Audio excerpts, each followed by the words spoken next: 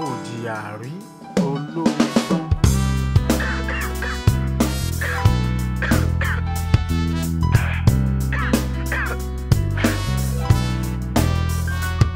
Le cœur endolori, je suis sorti de ma cage, vomir ces braises ardentes qui avalent mes viscères.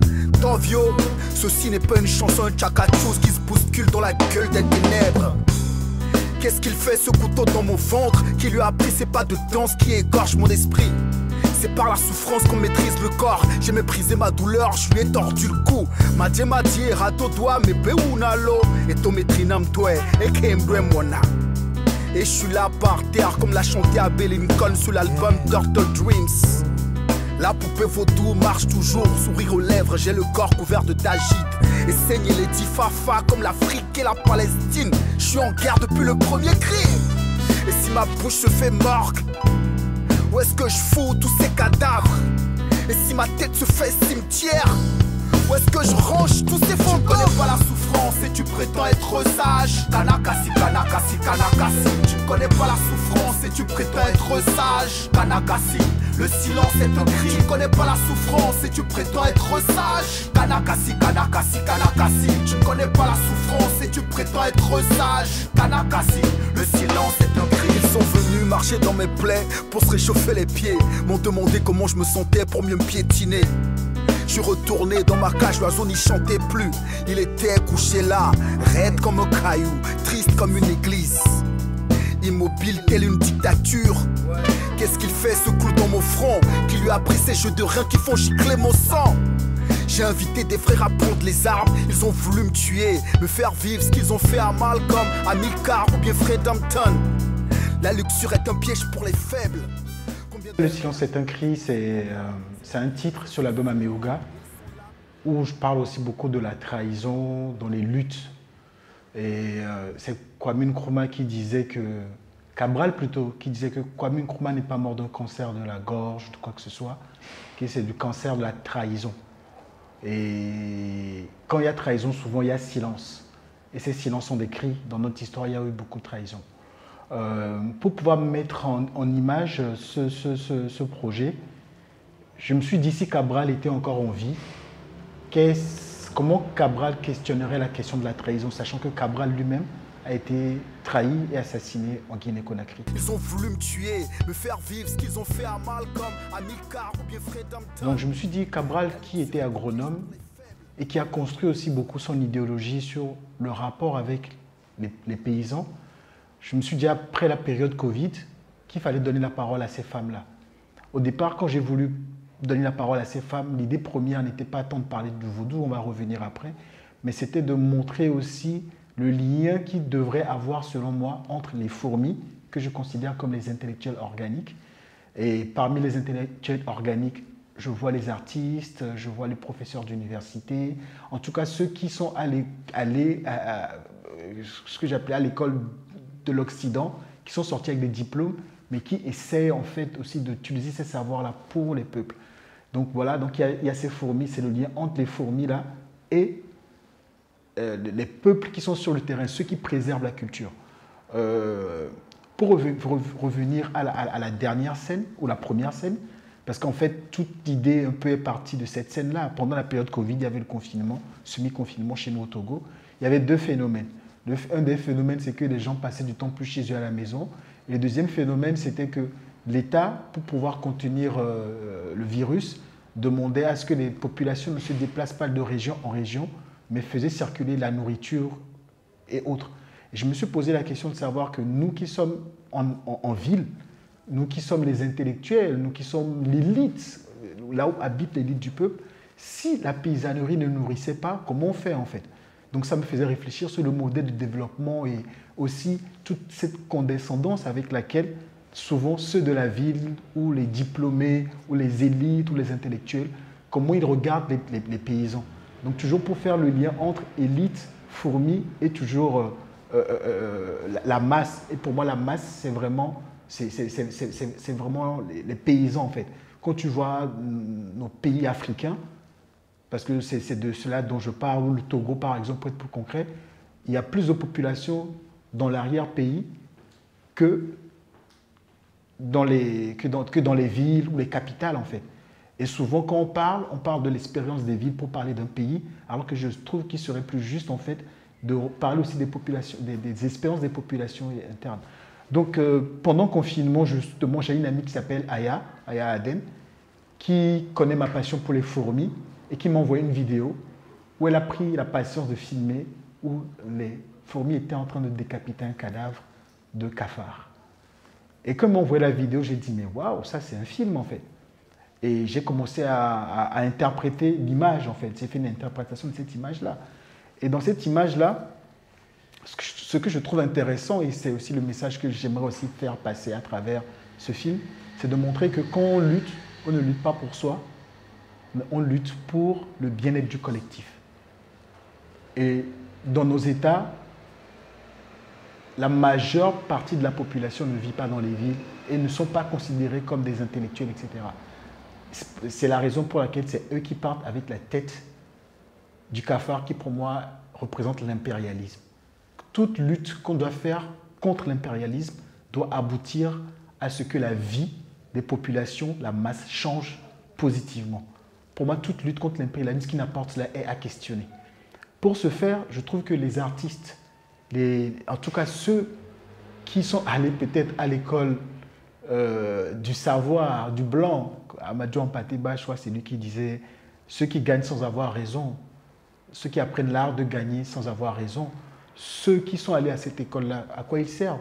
Et je pense qu'il y a deux lots. Il y a les élites qui sont pour la plupart au pouvoir, qui prennent les décisions et qui ne prennent pas forcément des décisions qui vont au bénéfice des populations.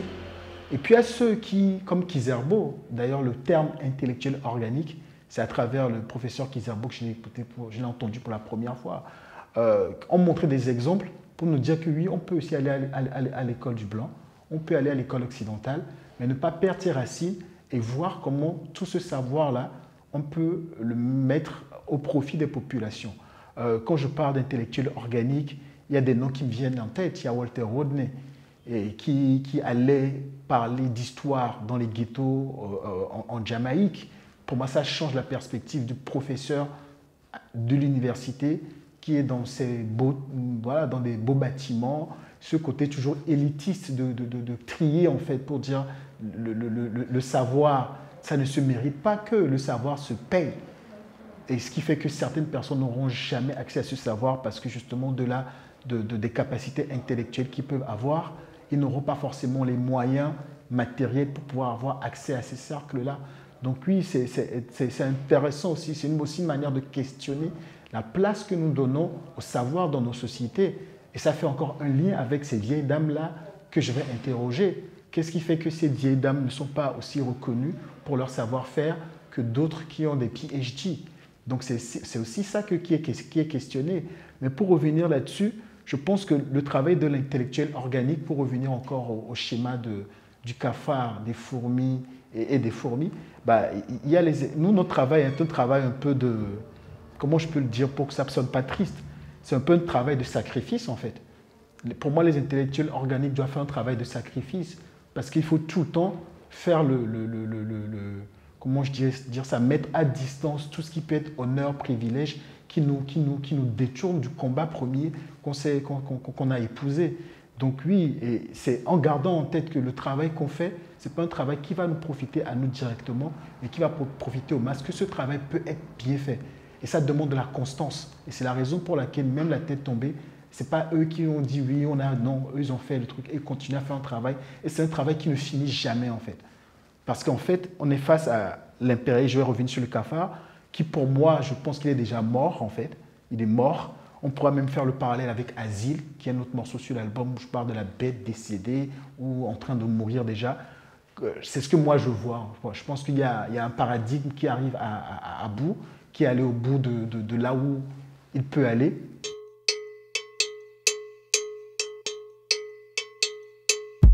Nous étions prévenus, tous les signes étaient là. Ça faisait longtemps que la bête agonisait. Mais tellement habitué à sa terreur qu'il était impensable de la voir tomber. Grande salle climatisée, la bête était couchée dans un blanc lit. L'Afrique aussi peut être aussi un centre où on repense le monde différemment. Mais on ne peut pas faire cela si nous-mêmes ne changeons pas la manière dont nous l'expérimentons déjà entre nous, entre Africains. C'est aussi ce modèle-là, c'est ce que aussi j'ai envie de dire par là. Le cafard, il est mort, il est déjà là. Le cafard, bon, on sait la métaphore du cafard, quoi. La métaphore du cafard comme voilà, tout ce qui traîne toujours dans la zone d'ombre, tu vois, le côté pas très propre. Voilà, c'est ça la métaphore, tu vois. Pas forcément comme, oui, on peut aussi voir le cafard comme on a pu l'utiliser pour exterminer les peuples. C'est pas dans ce sens-là, c'est le cafard dans le sens où, voilà, ce truc, cet animal-là qui est toujours l'insalubrité, quoi. Référence à l'impérialisme, quelque chose d'insalubre pour moi et de pas sain dans le fait de dominer, d'asservir l'autre. Et voilà, donc oui, c'est ça. Moi, c'est ce schéma. J'ai vu cette vidéo et je me suis dit, waouh, c'est ça. Et je voulais en fait qu'il n'y ait pas de musique aussi pour que la tension, il y a une tension que crée le fait qu'il n'y ait pas de musique. Et je sais que je vois quand le jour je l'ai joué à des amis, ils étaient là en me disant, ils faisaient ça, quoi, monter le volume, tu vois. Et puis après, ils disent, il n'y a pas de son, il n'y a pas de son. Et moi, j'ai aimé le fait qu'il y ait eu déjà ce geste-là. Donc, ça a créé un lien direct entre l'œuvre et ceux qui le reçoivent parce qu'ils sont habitués à entendre des choses. Alors que moi, je voulais juste leur montrer. Et c'était aussi une manière pour moi de traiter de techniques différentes. Moi, je ne suis pas cinéaste, je n'ai pas fait d'école de cinéma, mais j'ai des visions en tête. Et j'ai compris à un moment que parler ne suffisait plus. Il faut montrer des choses à notre peuple. Et voilà, après, cette image, elle est arrivée et je l'ai utilisée. Donc, je ne sais pas si j'ai répondu à toute la question, mais voilà, c'est la genèse de ce film-là. La genèse de ce film-là, c'est comme ça que je l'ai décortiqué, c'est ma lecture du monde. Il faut aujourd'hui qu'on ne compte plus sur les élites. L'Afrique doit comprendre que si elle doit changer, il ne faut pas compter que sur les élites. Et qu'il y a un lien à faire ou une autre fusion à créer entre ces intellectuels organiques et la masse. Et c'est ce que je montre un peu dans la vidéo qui est entre les deux. Il y a deux perruches à un moment qu'on voit sur un fil. Au départ, ils étaient en noir et blanc, donc on ne voit pas forcément qu'ils ont quelque chose en commun, puisque le noir et blanc éteint les couleurs d'une certaine manière. Mais à un moment, dès que la couleur arrive, ils commencent à coordonner leurs actions et finissent par se bécoter. Donc oui, l'idée ici, c'est ça. En fait, j'ai fait quelque chose dans le sens contraire où dans le premier plan, il y a tous les protagonistes. Quand on passe au deuxième registre, il n'y a que deux protagonistes, donc les intellectuels organiques et la paysannerie. Et la troisième partie, qui est en fait la première partie en gros, c'est vraiment un focus sur la paysannerie. Donc au fur et à mesure que le film descend, on peut le prendre dans les deux sens aussi. On peut le prendre dans le sens où je commence par la paysannerie, ensuite je montre le rôle, le lien que je pense qu'il devait avoir plus entre paysans et intellectuels organiques, et le tableau final qui est tous les protagonistes. Et c'est quand je pense qu'en Afrique, le rapport entre des intellectuels organiques et la paysannerie ou tout ce qui représente l'arrière-pays va plus être un rapport de domination aussi, parce que c'est ça aussi qui se passe, de se dire parce qu'on est allé à l'école de l'Européen, on est supérieur aux autres. Si on commence à changer cette lecture-là, si on commence à prendre en compte tout le savoir qui existe aussi dans l'arrière-pays, pour moi, c'est que comme ça vraiment qu'on pourra faire tomber l'impérialisme.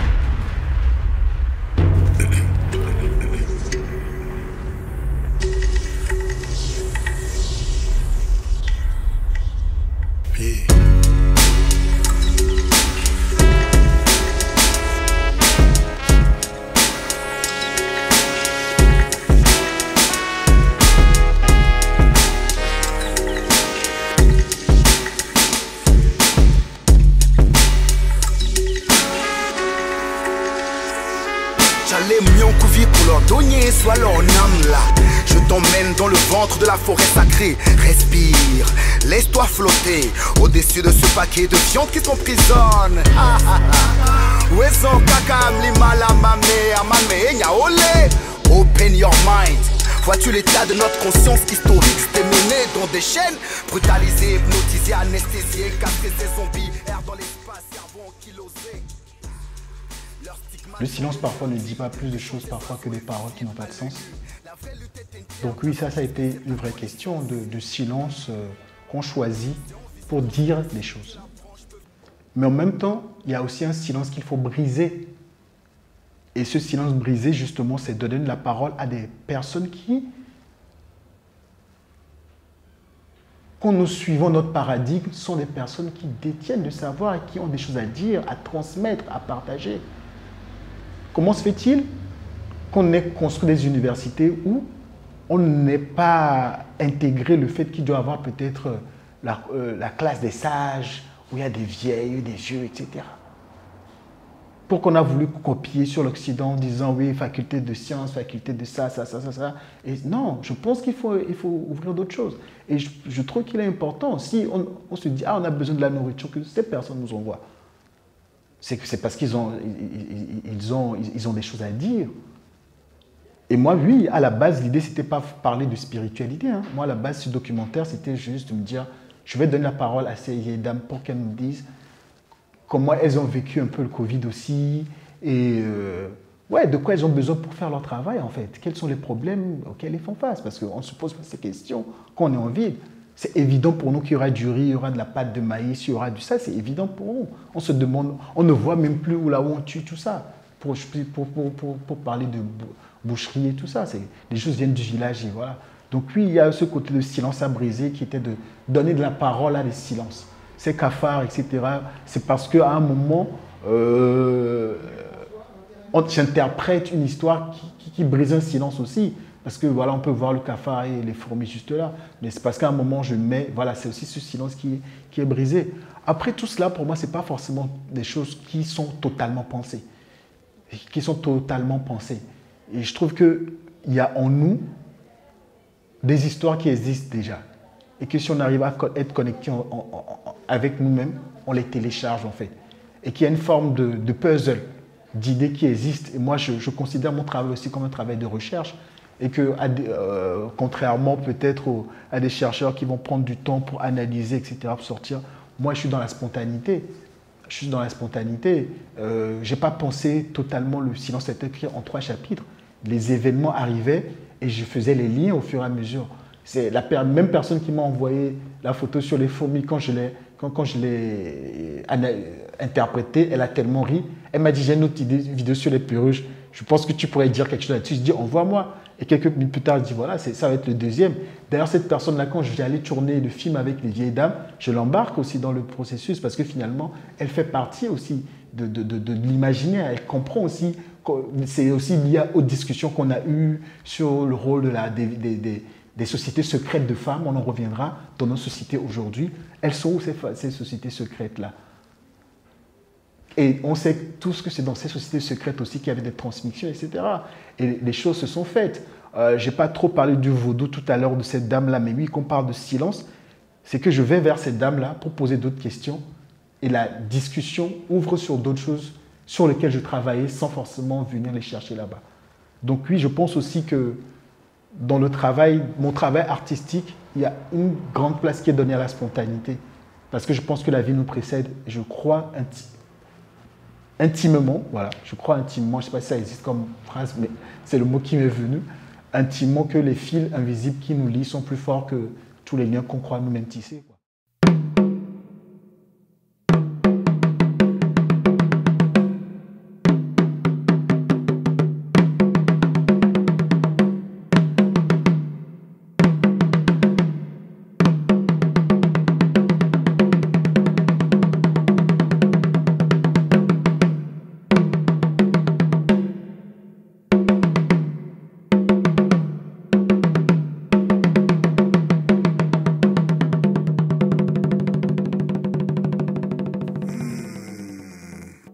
Koklom Jananyo, Achae Bedona.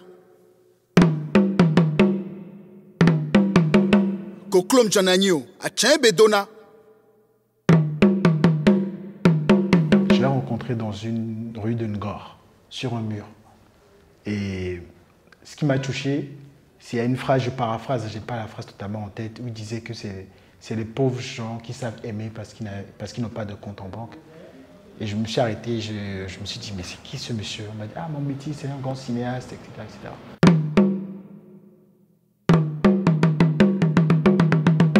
Raoul Peck, parce qu'un jour, je passe au salon, je vois le Mumba, on faisait l'annonce de son film, et je suis scotché devant la télé, quoi, et je me dis, mais comment il se fait qu'il y ait cet homme-là? On ne nous a jamais parlé de lui à l'école. Je ne connaissais pas Raoul Peck à l'époque. Moi, c'était le film qui m'intéressait. Après, j'ai cherché à savoir qui l'a fait plus tard. Et voir qu'il a fait plein de films qui traitent des sujets contemporains, quoi, des sujets qui nous intéressent. Et il y a Spike Lee. Spike Lee, c'est dur. Mais après, il y a Alejandro González. Je crois qu'il est argentin. Et je crois que c'est lui qui a fait 21 grammes. Je ne sais plus, c'est ou Babel. Mais ce que j'aimais dans ces films, souvent ça commençait par la fin. Ces films commencent par la fin. Et moi, j'ai toujours dit que je pense que dans la vie, il n'y a pas de chronologie exacte. Tu vois. C'est une manière de raconter des histoires qui font aussi écho pour moi au conteur chez nous. Tu vois. Des fois, on met une situation qui est là. Et au fur et à mesure, voilà. On peut le trouver dans le Zougoulou, par exemple. Où il y a un refrain qui est là. Mais tu dis, je veux la suite, quoi. On raconte une histoire, on veut la suite. Donc, il y a cette composition aussi. Et je pense que inconsciemment, j'ai été influencé par tout ça. Donc, l'engagement politique, la nécessité de dire certaines choses dures. Je pense qu'on est... Et ça revient aussi à la question du silence, en fait. Quand c'est dur, tu fais comment? Je pense que j'ai aussi beaucoup aimé le travail de Agnès Verda.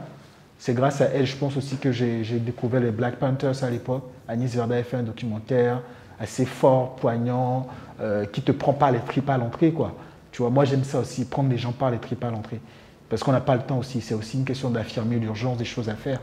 Et voilà, quoi. Donc, je pense que je vais beaucoup faire du cinéma encore à l'avenir. Mais ça va être pour moi aussi toujours d'essayer d'autres formats, en fait. C'est ça qui m'intéresse aussi dans la créativité. Et c'est toujours un honneur de savoir que...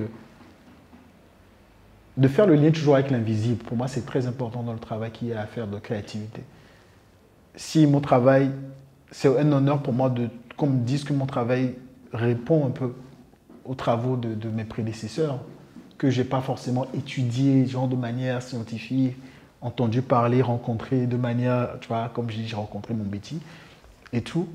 Mais je suis convaincu qu'il faut encore créer d'autres modèles de cinéma, en fait. Il faut toujours continuer à créer différemment. Et c'est ce que j'essaie de faire dans mes recherches, dans mes recherches et de comment j'ai envie de les partager. Parce que pour moi, la recherche n'a de sens aussi que si elle sert à tout le monde, en fait. Donc je pense que c'est un travail de recherche et que sur l'image, je vais continuer à m'amuser aussi, tu vois, à m'amuser.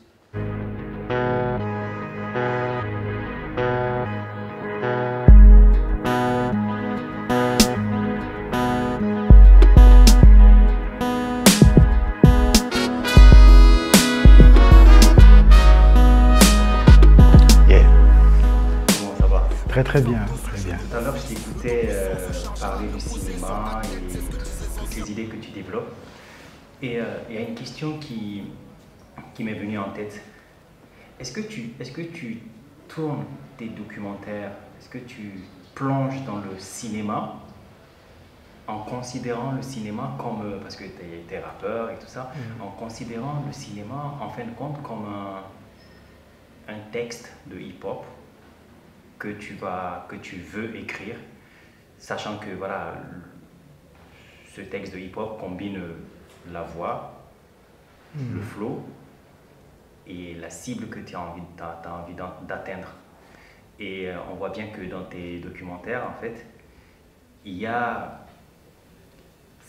déjà les sujets que tu choisis, le thème que tu choisis de développer, qui peut représenter la cible que tu as envie d'atteindre, ce que tu as envie de mettre en lumière, et la manière dont tu racontes l'histoire qui peut représenter tout simplement ton flow, la manière dont tu dis la chose, et la voix derrière qui représente en fin de compte tout ce mélange que tu fais entre ancienne génération et nouvelle génération.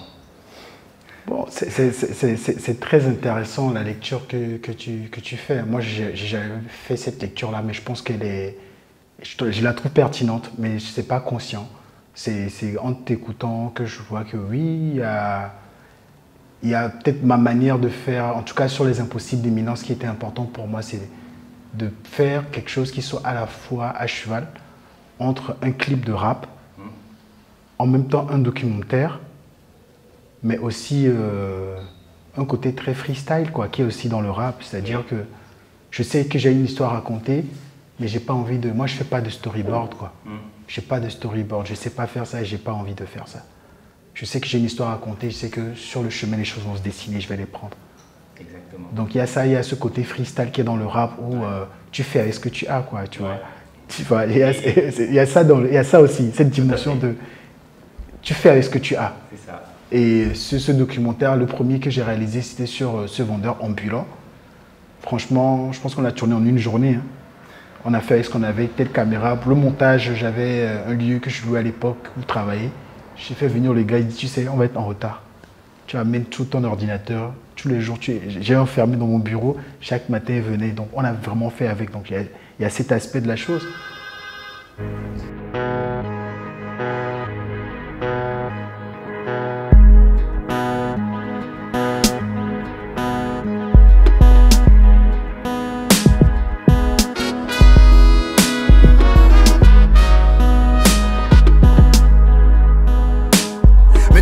Sur le genou mon fils, le tout-puissant se chargera de le poser sur ta tête, c'est ce que disent les anciens. Avoir une parcelle, il se met des graines, suffisent pas pour une bonne récolte. La réussite est au bout de l'effort, labore ton champ avec passion, détermination, loin de la haine et des tentations. L'eau bénite tombe du ciel, un miracle ordinaire, purifie ton âme, ton corps dans cette mélodie. Le bruit des vagues n'empêche pas les poissons de dormir. Fais ta peine une sœur, quand les vampires sont à l'œuvre de jour comme de nuit. Fais ton souffle, une prière que tu récites en respirant profondément. Les yeux de la tête ne peuvent sonder les tréfonds du cœur. Les yeux de la tête ne peuvent lire dans le ventre des hommes. Adukonoa dans mes veaux, mon troisième œil saigne. Un aveugle dans les ténèbres. Les yeux de la tête ne peuvent sonder les tréfonds du cœur. Les yeux de la tête ne peuvent lire dans le ventre des hommes. Adukonoa dans mes veaux, mon troisième œil saigne. Un aveugle dans les ténèbres. Parce que la mort n'est pas la fin, ma fille. J'offre mon corps à la terre, une étoile dans le ventre de la planète. Arrose-moi que je m'envole dans le ciel. Des libations pour nos ancêtres, nos pères, nos visionnaires. C'est au bout de l'ancienne corde qu'on tisse la nouvelle période prédécesseur. Qu'elle nous guide dans la brume. Jeunesse droguée, imbibée, en apnée dans les degrés. Peut faire quoi face au diable et ses légions? On a touché le fond, un peuple qui se hait, étranger à lui-même, à sa culture, son identité. Regarde les sœurs, ces princesses nubiennes, à l'ombre des mèches brésiliennes, se comporter comme des Dona Beja. Mona Lisa, belle au bras dormant, tout le contraire de Myriam Makeba. Y'a sans toi ou Shakur Asata. C'est quoi ton modèle? Ali ou Poupa? C'est Kou ou Foué? Omar Bongo ou Théophile? Les yeux de la tête ne peuvent sonder les tréfonds du cœur. Les yeux de la tête ne peuvent lire dans le ventre des hommes. Adukonoa dans mes veaux, mon troisième œil saigne.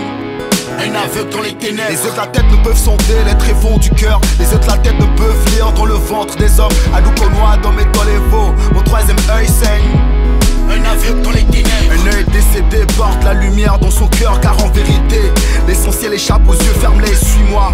Cette musique transporte nos âmes, brise nos chaînes et trempe nos plaies dans l'alcool.